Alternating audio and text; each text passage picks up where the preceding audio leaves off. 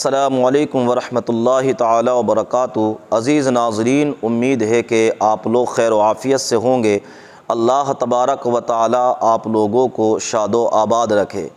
अज़ीज़ नाज़रीन, रमज़ान शरीफ का महीना चल रहा है। अल्लाह पाक इस माह के अंदर ज़्यादा से ज़्यादा नेकियां जमा करने की तौफ़ीक़ अता फ़रमाए। अज़ीज़ नाज़रीन, मैं आप लोगों के सामने एक बहुत ही शानदार क्लिप लेकर आया हूँ अल्लामा मुफ्ती सलमान अज़हरी साहब क़िबला की। आइए पहले आप इस वीडियो को सुनिए। कि 5 मिनट मोबाइल को छोड़े नहीं रह सकते। सोशल साइट्स पर आज एक सर्वे के मुताबिक 24 घंटों में से कुछ लोग 18 घंटे इस्तेमाल करते हैं। इसका मतलब हुआ कि पूरा सोने के अलावा सारा काम तुम्हारा मोबाइल पे। ये नशा है और छूटने वाला नहीं है जल्दी। ये नशा क्यों दिया गया कि तुम आरी हो जाओ, तुम सब के सब ऐसे बेहोश हो जाओ कि अब तुम्हें किसी बात का एहसास ना हो। अब ट्रायल का वक्त आया, 10 साल से नशा दिया जाने लगा। अब चेक करने का वक्त है कि देखा जाए कि बेहोश है या होश में।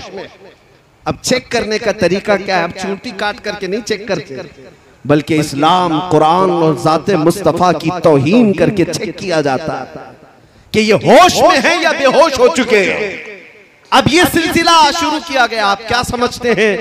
किसी एक कुत्ते को उठा करके भौंकने पर वो लाकर खड़ा करते हैं तो क्या उसके अकेले की ताकत होती है? ये गुफे में बैठे हुए भेड़ियों की इतनी ताकत नहीं होती। ये हुकूमत की सपोर्ट के साथ बड़ी बड़ी लॉबियां इनके पीछे, एजेंसियां इनके पीछे एक गुस्ताखी करने के लिए खरीदे जाते हैं और लाकर खड़े किए जाते हैं, सिर्फ ये टेस्ट करने के लिए करोड़ों मुसलमान हमारे दिए हुए नशे में मदहोश हो गए या अभी भी जिंदा हैं। अरबों को देखा, अरब सो गए। अरबों में अब कोई होश नहीं है। वहां कोई गुस्ताखी करे ना करे उन्हें कुछ फर्क नहीं पड़ता। उनके पड़ोसी मुल्क फिलिस्तीन को खून में नहला दिया जाए उन्हें पता नहीं चलता। शाम तबाह हो जाए, यमन बर्बाद हो जाए, इराक टूट जाए, जल जाए, अरबों के कानों में जूं तक नहीं रहती। उनको ऐसा नशा दिया गया है वो उठ नहीं पाते। लेकिन मैंने हिंदुस्तान और अपने बर्रे सगीर के इलाकों को देखा। 10 साल से अगरचे तुमने हमारी कौम को नशा दिया होगा, चाहे वो हेरोइन, कोकेन, अफीम, भंग, चरस के साथ या फिर इंटरनेट की जमीन पर पोर्नोग्राफी और गंदी तस्वीरों के साथ इनको नशा में एडिक्ट किया होगा। लेकिन अब भी मुझे ये यकीन है कि हमारी कौम मुस्लिम हिंदुस्तान में पूरी मरी हुई नहीं है। उसकी वजह यह है जब कभी कोई कुत्ता कहीं से भौंकता है, हर मोहल्ले से आवाज आती है लब्बैक या रसूल अल्लाह। ये तुम्हारा लब्बैक का नारा लगाना इस बात की अलामत है कि ये कौम अभी मुर्दा नहीं है, अभी जिंदा है। मुझे वो बात बार बार कहने पर फख्र होता है। मुंबई की सरजमीन से 2 साल कबल जब एक कुत्ता भौंक रहा था, हमने उससे कहा था हम दिल्ली आते हैं और आकर के तुम्हारे साथ मुकाबला करेंगे। ये हमारे जज्बात थे। लेकिन आपको मैं बताऊं, रमजान का मौसम है, लॉकडाउन चल रहा है और उस वक्त लोग बाहर आना जाना बहुत कम रखते थे। मैं उतर करके अपने ऑफिस से जा रहा हूँ, एक नौजवान मेरे पास आया। हिप्पी कट है, बालों में डिजाइन है, दाढ़ी में भी डिजाइन है, कहीं बालियां पहना, फटी जीन्स है, मुकम्मल एक आवारगी की शक्ल है। करीब आया, हाथ पकड़ लिया, कहा मुफ्ती साहब आपसे थोड़ी सी बात करनी है। मैंने कहा क्या बात है? कहा सुना है अभी अभी आप दिल्ली जाने की बात कर रहे हैं। मैं ऊपर से नीचे देखता रहा। कहा हाँ आपने सुना है तो सही सुना होगा। कहा मैंने सुना है कि कोई हुजूर सल्लल्लाहु अलैहि वसल्लम की शान में गुस्ताखी किया है और उस कुत्ते को जवाब देने के लिए आप दिल्ली जा रहे हैं और आग में कूदने की बात कर रहे हैं। मैंने कहा हाँ तुझे इससे क्या लेना देना है? तू क्यों इस बात को पूछ रहा है? वो नौजवान बज़ाहिर आवारा था, बज़ाहिर बदमाशों की शक्ल अपनाया था, लेकिन उसने मेरा हाथ पकड़ कर कहा आप नहीं जाएंगे जब तक मैं जिंदा हूं, पहले मुझे आग में कूदने दिया जाए। मेरी आंखों से उस वक्त आंसू आए। बारगाह मुस्तफा में मैंने यही अर्ज किया था, या रसूल अल्लाह आपकी उम्मत गुनहगार तो हो गई लेकिन गद्दार नहीं है। लब्बैक या रसूल, लब्बैक या रसूल।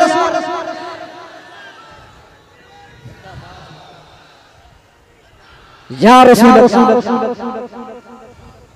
लब्बैक।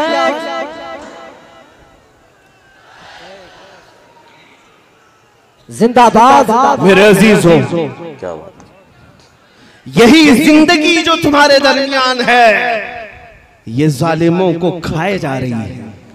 इनको हमने पिछले 70 सालों से 80 सालों से लूट लूट करके खत्म किया, लेकिन जिंदगी की रमक अभी भी बाकी है।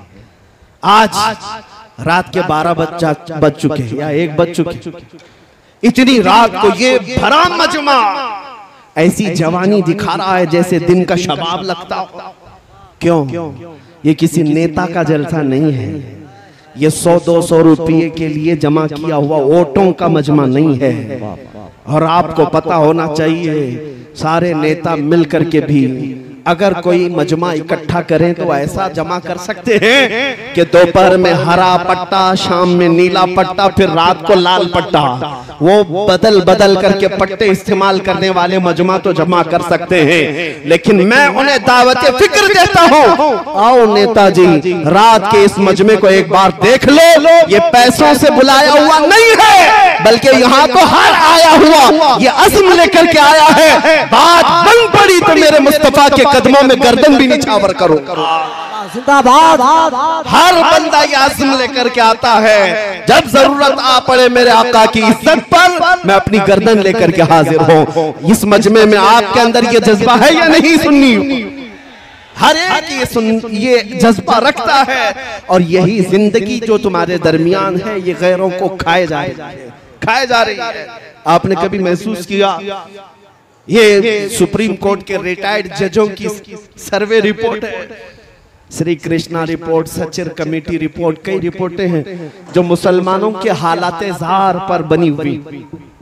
हिंदुस्तान में मुसलमानों के हालात क्या है? तवज्जो, रिपोर्टों में ये कहा गया है कि ये कौम इतनी बैकवर्ड हो गई है, दलित समाज से भी नीचे की जिंदगी गुजार रही है।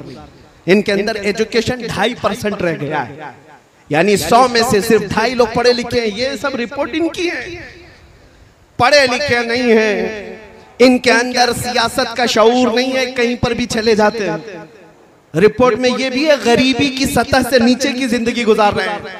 रिपोर्ट में ये भी है कि सबसे ज्यादा कम जॉब में यही लोग हैं, डिपार्टमेंट में ओहदे में इनका कोई नुमाइंदा ज्यादा नहीं है, इनकी क़यादत भी नहीं है कि किसी एक पर मुत्तफिक होते हैं। सारी रिपोर्टें मौजूद हैं, हमने भी देखा, सर्वे को देखा। ये कौम इतनी कमजोर है, 14% है और टूटी बिखरी हुई है।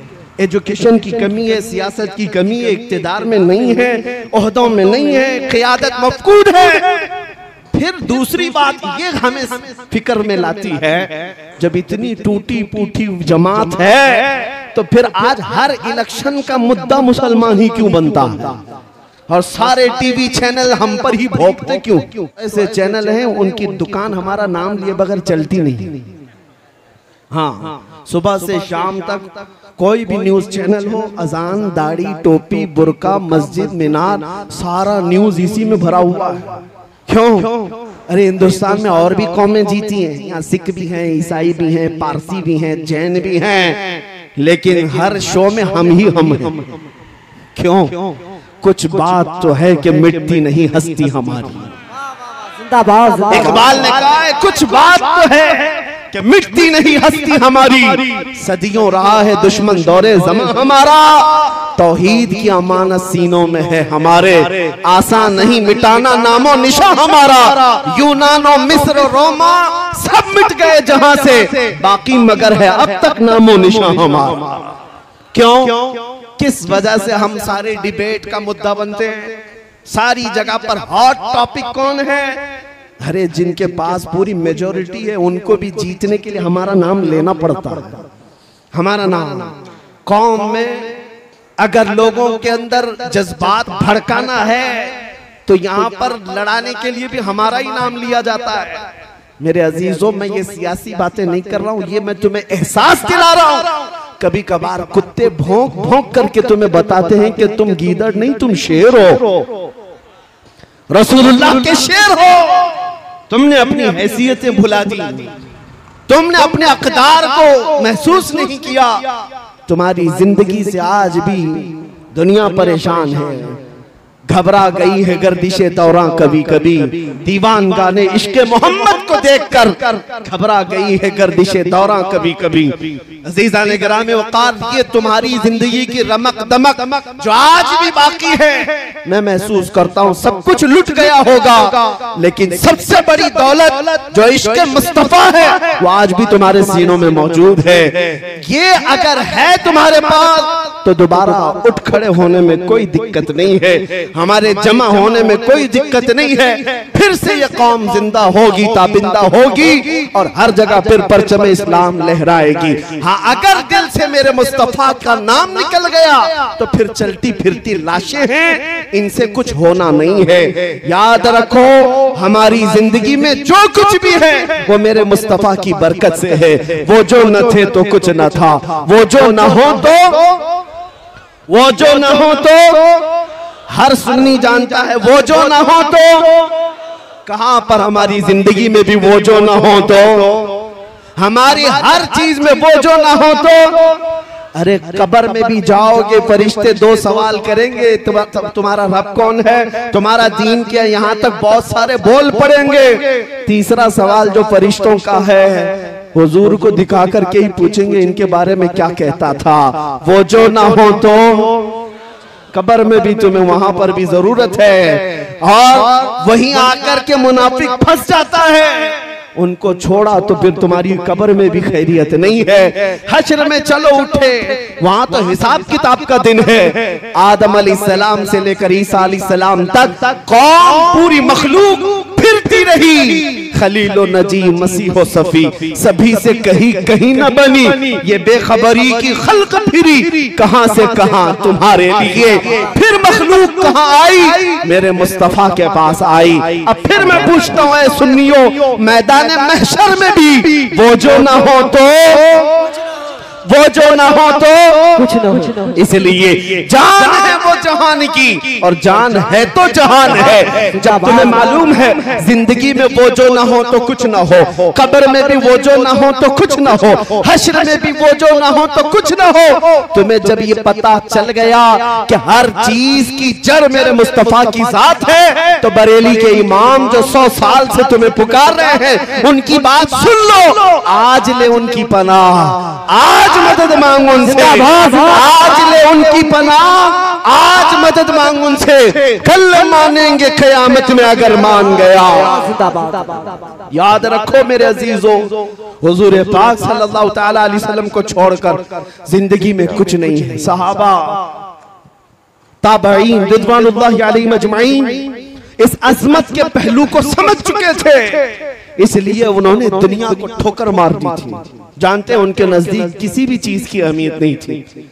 आज ये बातें मैं आपको एहसास दिला रहा हूं, जब कभी जरूरत तुम्हारी जिंदगी में आए, मैं हर नौजवान को बेदार करना चाहूंगा इस बात को लेकर, सारे मसले सारे मुद्दे एक जगह रख देना। मेरे मुस्तफा के नाम की इज्जत अलग है, ये मकाम ही अलग है, और अगर तुमने फिक्र किया तो अल्लाह ताला तुम्हारे सारे मसाइल को यूं ही हल फरमाएगा।